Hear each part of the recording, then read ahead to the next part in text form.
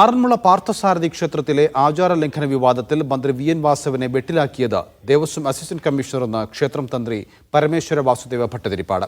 Assistant കമ്മീഷണറുടെ കത്തിന് മറുപടിയായാണ് താൻ പ്രശ്നപരിഹാരം നിർദ്ദേശിച്ചതെന്നും തന്ത്രി വ്യക്തമാക്കി. വിഷയത്തിൽ മന്ത്രി നിഷ്കളങ്കനാണെന്നും അദ്ദേഹത്തെ തെറ്റുപറയുന്നതിൽ കാര്യമില്ലെന്നും Devaswom board president PS Prasanth പറഞ്ഞു. തന്ത്രിക്ക് കത്തയച്ചതിൽ ദേവസ്വം അസിസ്റ്റന്റ് കമ്മീഷണറോട് ബോർഡ് റിപ്പോർട്ട് തേടിയിട്ടുണ്ട്.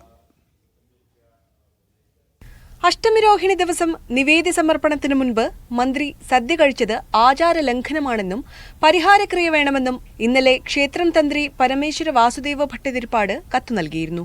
ദേവസ്വം അസിസ്റ്റന്റ് കമ്മീഷണർ ആവശ്യപ്പെട്ടത് പ്രകാരമാണ് പരിഹാരക്രിയ നിർദ്ദേശിച്ചതെന്ന് തന്ത്രി വ്യക്തമാക്കി.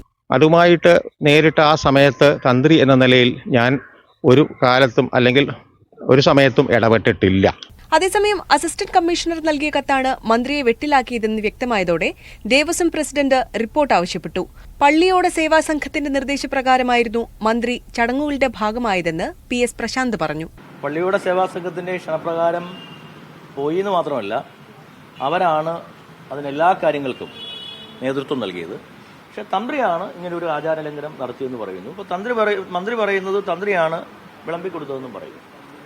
എന്തായാലും ഒരു കാര്യം ഉറപ്പാണ്, ആചാരലംഘനം ഉണ്ടായിട്ടുണ്ടോ ഉണ്ടായിട്ടില്ലേ എന്നുള്ളത് തന്ത്രിയാണ് പറയേണ്ടത്. അത് നമുക്ക് നോക്കാം.